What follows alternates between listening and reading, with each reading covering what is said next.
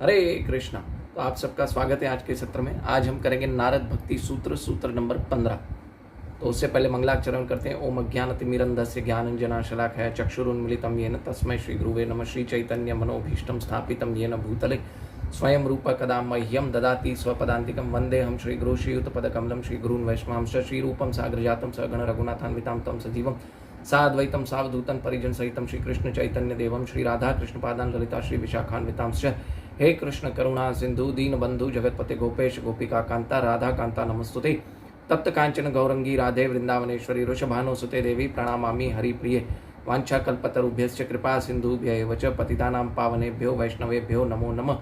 मूकं करोति वाञ्छालं पंगुं लंघयते गिरिं कृपातमं वन्दे परमानन्दमाधवं श्री गुरुदीनतारिणं श्री चैतन्य ईश्वरम्। हरे कृष्ण कृष्ण कृष्ण हरे हरे, हरे राम राम राम हरे हरे। तो आइए आज हम करते हैं नारद भक्ति सूत्र, सूत्र नंबर 15। लेकिन उससे पहले हमने क्या देखा है? नारद भक्ति सूत्र, सूत्र नंबर 14 तक हमने भक्ति का महत्व समझा। भक्ति का महत्व क्या है हमारी लाइफ में। अब दूसरा चैप्टर स्टार्ट होता है कि भक्ति का क्या होता है, परिभाषा बताते हैं। अलग अलग मतों के अनुसार अलग अलग भक्तों की परिभाषा क्या है, और नारद मुनि के हिसाब से भक्ति की परिभाषा क्या है, वो इस चैप्टर में समझेंगे, जो सूत्र नंबर 15 से लेके सूत्र नंबर 33 तक है। ठीक है। तो अगले श्लोकों में हमको पता चलेगा कि सूत्र नंबर 16 से 18 तक उसमें पता चलेगा कि गर्ग मुनि के हिसाब से क्या है, पराशर मुनि के हिसाब से क्या है, नारद भक्ति का महत्व, भक्ति की परिभाषा क्या है, शांडिल्य मुनि के हिसाब से भक्ति की परिभाषा क्या है, ये हमें समझने को मिलेगा। लेकिन उससे पहले बताते हैं कि अलग अलग मतों के प्रकार से अलग अलग वर्णन है, और हम शरणागति पहले समझेंगे क्या है। भक्ति करनी है तो भक्ति है क्या, है ना। भक्ति का महत्व समझा, लेकिन भक्ति है क्या वो समझने की कोशिश करेंगे। उसके बाद अलग अलग लोगों के हिसाब से भक्ति का महत्व और भक्ति के लक्षणों का वर्णन किया जाता है। तो आइए आज का हम सूत्र नंबर 15 पढ़ते हैं। लक्षणात् तद लक्षणात् वाच्यन्ते ना मत भेदात, यानी अलग अलग मत भेद हैं, मत हैं भक्ति की परिभाषा के बारे में, लक्षणों के बारे में। और अब विभिन्न प्रामाणिक मतों के अनुसार भक्ति में सेवा के लक्षणों का वर्णन किया जाएगा। तो श्रीमद् भागवतम में भक्ति का लक्षण का क्या है, श्रीमद् भागवतम में भक्ति का लक्षण प्रहलाद महाराज क्या बता रहे हैं कि श्रवणम कीर्तनम विष्णु स्मरणम पाद सेवनम अर्चनम वंदनम दास्यम साख्यम आत्मनिवेदनम, है ना। ये भक्ति के लक्षण है। अगर आप ये कर रहे हो तो आपके अंदर भक्ति के लक्षण है, आप सरेंडर कर रहे हो, है ना। इवन देखिए उसमें श्रवणम, पहला भगवान के बारे में सुनना, दूसरा कीर्तनम यानी भगवान के बारे में कीर्तन करना, तीसरा विष्णु स्मरणम यानी भगवान के बारे में स्मरण करना, फिर क्या है पाद सेवनम यानी भगवान की पूजा करना, अर्चनम यानी भगवान को क्या करना, पाद सेवनम में चरण कमलों की सेवा करना, अर्चनम यानी पूजा करना, फिर वंदनम भगवान से प्रार्थना करना, फिर स्वयं को उनका नित्य दास मानना, दास्यम साख्यम यानी उनको अपना सखा बनाना, और लास्ट में है उनको स्वयं को समर्पित कर देना उनको। तो ये 9 जो है भक्ति की प्रोसेस है, भक्ति के पाथ पे हमें आगे बढ़ता है। लेकिन जब तक हम श्रवणम और कीर्तनम नहीं करेंगे तब तक हम क्या करेंगे, भक्ति में आगे नहीं बढ़ पाएंगे, तब तक हम सरेंडर नहीं होंगे, भगवान को हम शरणागति नहीं दे पाएंगे। तो पहले श्रवणम और कीर्तनम होना चाहिए।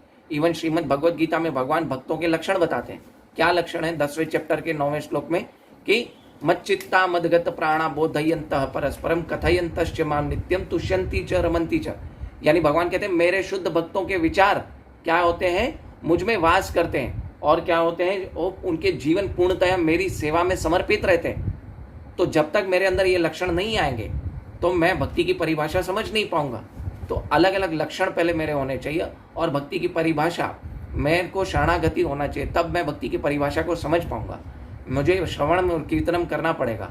तो ये भक्तों के लक्षण है क्या, कि मच्चित्ता मदगत प्राणा, आपस में एक दूसरे से भगवान के बारे में बातें करना और भगवान के बारे में सुनना, ठीक है।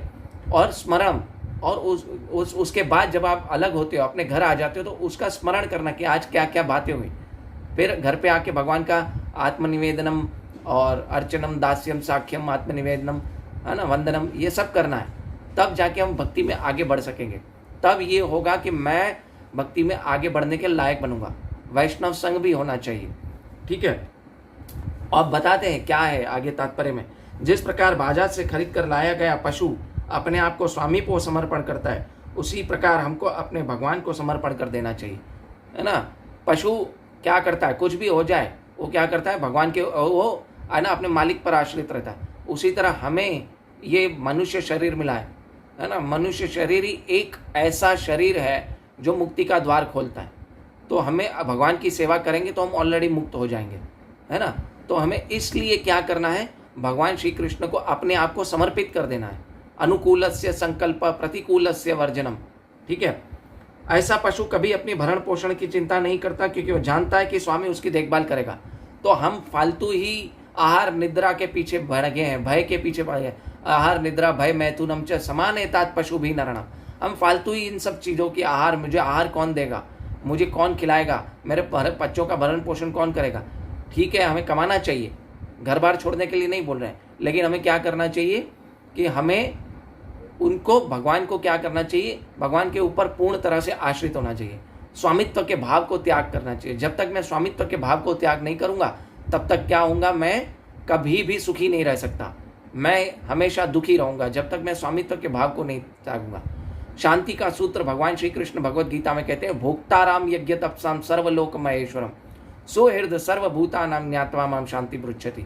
यानी भगवान कहते हैं कि सब समस्त देवताओं का, समस्त वस्तुओं का भोक्ता, परम भोक्ता मुझे मानो, तभी मैं तुमको शांति प्राप्त होगी। लेकिन नहीं, हम भोक्ता बनना चाहते हैं, हम क्या करना चाहते हैं, स्वामित्व का भाव हम त्यागना नहीं चाहते, तो हम दुख भोग रहे हैं। लेकिन जिस दिन हम स्वामित्व का भाव त्याग देंगे तो हम परम शांति को प्राप्त होंगे। लोग बोलते हैं ना, everybody is in search of happiness but everybody doesn't know where is the happiness. हम भौतिक, हमने हमारी जो हैप्पीनेस है उसका दायरा बहुत छोटा कर दिया है।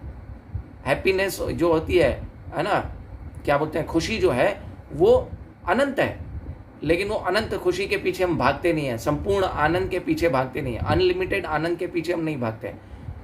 क्यों? क्योंकि हमें हमारी खुशियों का दायरा हमने छोटा कर दिया, एक मोबाइल के पीछे, एक बच्चे के अंदर, एक टीवी के अंदर, एक कार के पीछे। तो इसमें क्या होता है, हम उसको खुशी नहीं है। ऐसी भौतिक खुशी के साथ साथ उसके साथ साथ दुख भी आते हैं, है ना। इसके लिए भगवत गीता में कहा गया है कि जो व्यक्ति स्वरूप सिद्ध व्यक्ति है वो ऐसे आनंद के पीछे नहीं भागता। यही संस्पर्शजा भोगा दुख योगे न एवते, है ना, न तेषु रमते बुधा। ऐसा व्यक्ति ऐसे सुख के पीछे नहीं भागता है ना। आद्य अंत वे तु कौन्तेय न तेषु रमते बुधा। ऐसे सुखों का आदि भी है, अंत भी है। तो ऐसे सुखों के पीछे न भाग के हमें अनंत सुख के पीछे भागना है, जो भगवान श्री कृष्ण के चरण कमल है। जब तक हम भगवान श्री कृष्ण के बारे में सुनेंगे नहीं, स्मरण नहीं करेंगे, कीर्तन नहीं करेंगे, नाम जप नहीं करेंगे हरे कृष्ण महामंत्र का, तब तक हमें पूर्ण आनंद नहीं मिलेगा। ठीक है, आगे सुनते हैं क्या है। इसी तरह भगवान के प्रति पूर्ण समर्पित जीवन भरण पोषण की चिंता कभी नहीं करता। श्रील सनातन गोस्वामी हरि भक्ति विलास में शरणागति के लक्षण बताए हैं। शरणागति के लक्षण क्या है? अनुकूलस्य संकल्प प्रतिकूलस्य वर्जनम, रक्षिष्यति विश्वासो गोप्तृत्ववर्णम तथा आत्मनिपेक्षण कार्पण्य षड विधि शरणागति। 6 विधि बताइए शरणागति। 6 कौन कौन सी है? अनुकूलस्य संकल्प, अनुकूलस्य संकल्प यानी, है ना, 6 विभाग है। भक्ति में सेवा के अनुकूल वस्तुओं को स्वीकार करना और प्रतिकूल वस्तुओं को वर्जित करना, यानी उनको स्वीकार नहीं करना। और दूसरा, दृढ़ विश्वास होना कि कृष्ण अवश्य मेरी रक्षा करेंगे, लिखा ना, रक्षयति इति विश्वासो। और फिर चौथा क्या है कि भगवान को अपना संरक्षक अथवा स्वामी मानना।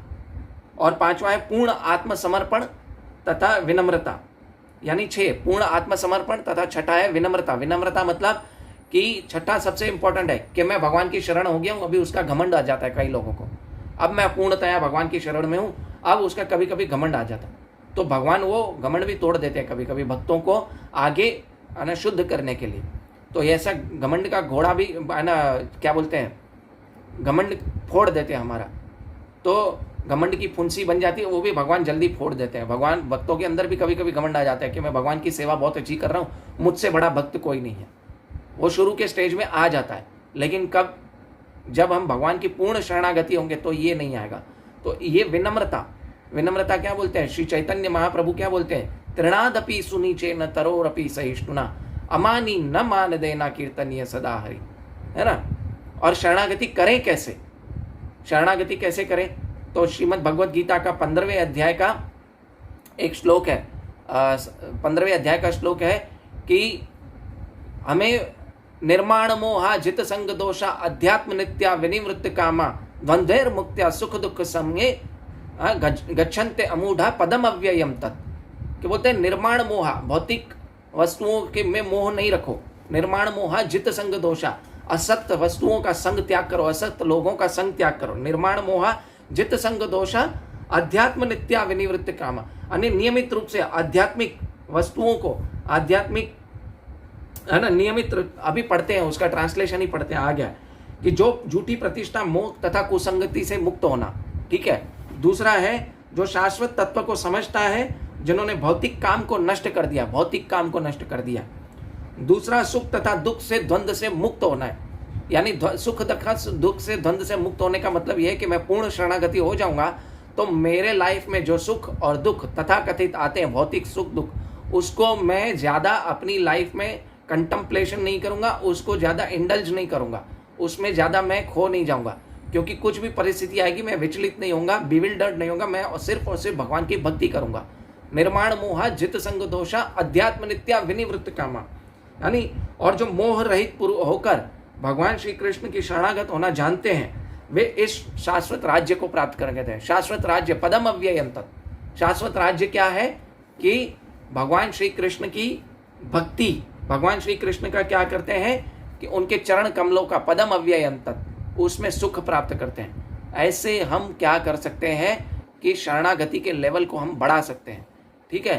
तो आगे इसके अगले के सूत्रों में 16, 17, 18 सूत्रों में हम सुनेंगे कि अलग अलग लोग, अलग अलग जो महान लोग हैं, उन्होंने पराशर मुनि, गर्ग मुनि और शांडिल्य ऋषि ने भक्ति के लक्षण क्या क्या बताए हैं, और उसके बाद नारद मुनि ने भक्ति के क्या लक्षण बताए हैं, वो आगे हम सुनेंगे। तो आज बस इतना ही। आगे हम देखेंगे कि कैसे भक्ति के लक्षण हैं। तो कृपया आज के लिए सिर्फ इतना ही, और जो भी कुछ मुझसे गलती हो तो प्लीज़ क्षमा कीजिए, और ज़्यादा से ज़्यादा लोगों को शेयर कीजिए। हरे कृष्ण। श्रील प्रभुपाद की जय, श्रील भगवत पाद की जय। नित्य हरे कृष्ण। निताय गौर प्रेमानंदे। हरि हरि बोल। हरे कृष्ण।